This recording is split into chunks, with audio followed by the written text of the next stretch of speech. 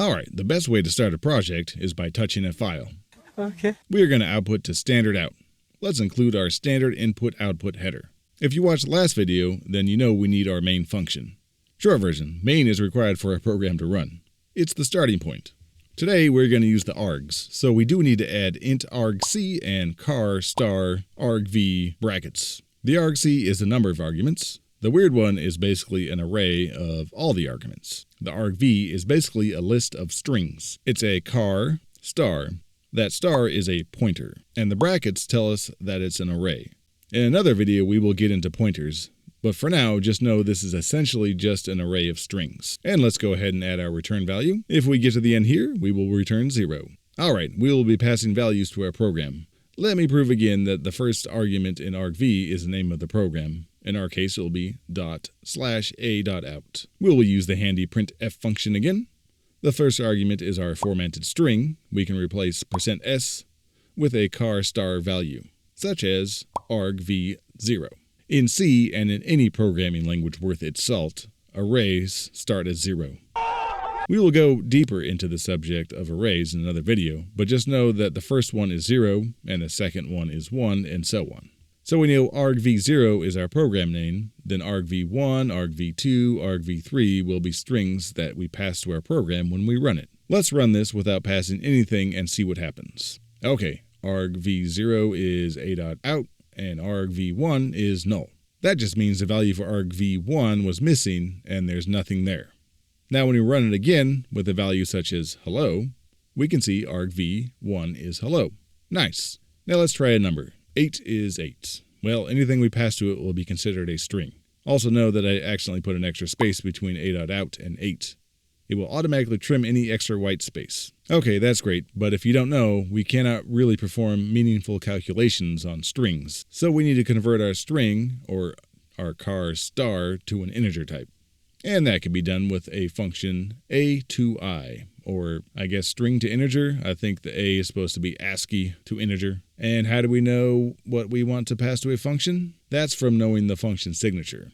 Just look at our main function. It returns an integer and takes 2 arguments. The function signature is the return type, the name of the function, and any arguments separated by a comma. So a2i's function signature is return of an integer, the name of a2i, and an argument is a char star, or a string if you will. And to call this function we need a header, just like one we have for printf. a2i is in the header stdlib.h.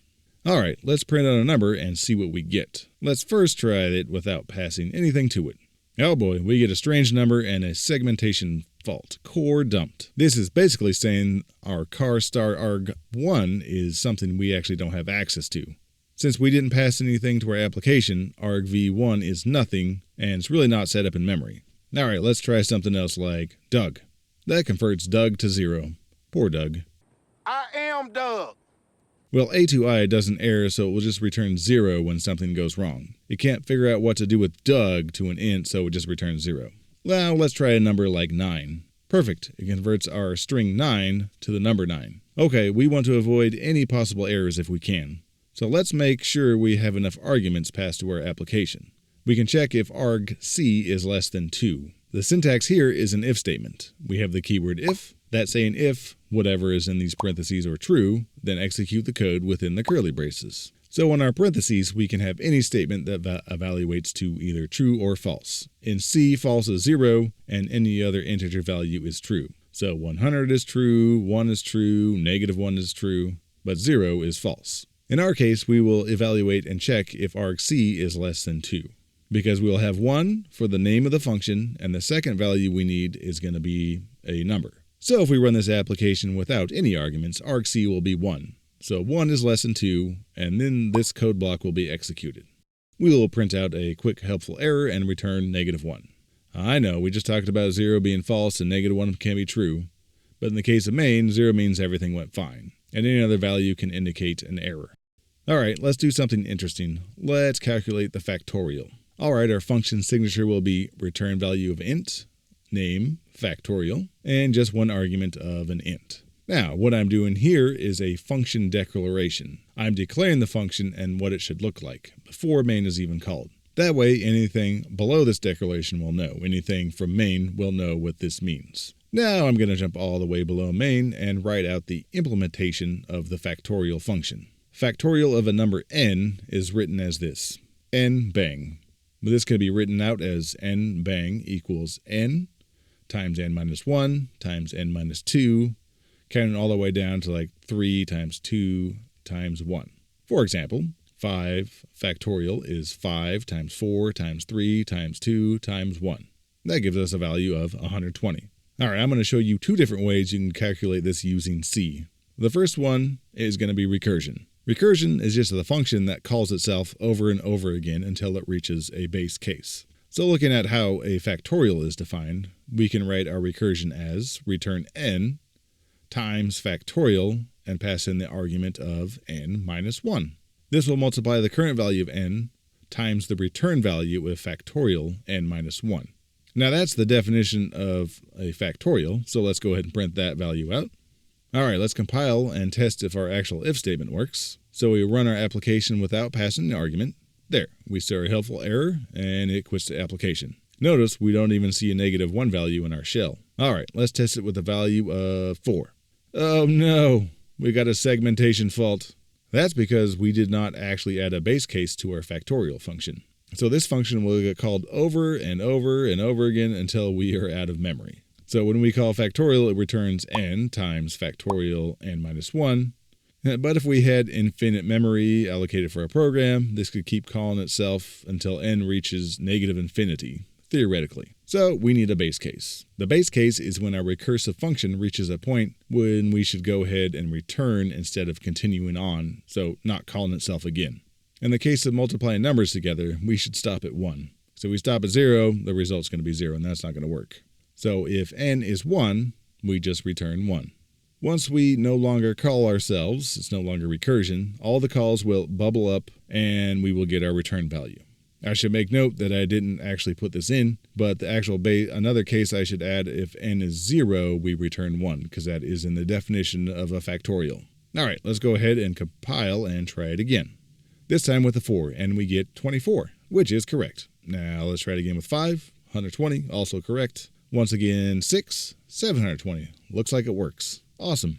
All right, let's see if it can handle a large number like 20. Uh-oh, a negative number. Something is obviously wrong. That's because we used an integer which can hold only such a large number. What happened is that the bits overflowed and essentially wrapped back around. I will make a video covering this subject in the future, so don't worry. For now, just know that our data types are essentially buckets and they can actually overflow. Fortunately, C has another type for this, a long. So let's go change our function to return a long. We need to change the function declaration and definition. As you can see, I'm getting an error of conflicting types. So just change the return to a long. Also, we need to change our printf output. You can see I'm getting a warning. %d is for ints, but we need %ld for long. Okay, let's recompile and run it again. This time with 20 so we can see the correct answer. Wow, that's a pretty big number. All right, let's try even bigger numbers. How about 65? Oh boy, we overflowed our data type again and got a negative value. Well, that's okay. Factorial gets large very, very quickly. Okay, I showed you recursion, but that's probably not the most optimal solution. Let's do what's called a for loop. Basically, it's a block of code that will be repeated a certain amount of times, say our value of n. Here's a look at what a for loop looks like. We have our for keyword, parentheses, and inside the parentheses we have 3 parts. 1, we initialize a counter to a number. In most cases, we're going to say int I equals 0. A check to determine when to stop this loop. This part here needs to evaluate to true or false. Once we reach that number, it exits the loop. And third, a way to change the value of our counter. Otherwise, it will just loop for infinity. After our parentheses, we are going to have our code block. This is our curly braces. This is the code that will be repeated until the check becomes false. All right, first, we will need to initialize our answer. Since we are returning a long, we will use a long to hold our answer. Now we're going to make our for loop. Since math is pretty transitive here, we are going to count from 1 all the way to n and perform our calculation. It will be the same, but instead of counting down from n to 1, we will do the opposite. We will take our answer and multiply it by the current value of I and then set it to the answer. I will use the shorthand answer times equals 1. This is the same as answer equals answer times I. And finally, we need to return the answer. Note, if we return here, our code below will not be run. Okay, let's try this out. Let's compile it and run it with 20 again. Excellent, it's the same answer and it isn't using complicated recursion. Awesome, way to level up by doing. This code will be hosted on GitLab. Link will be in the description. And thanks for watching. Be sure to subscribe, like, share, and comment to defeat that algo monster.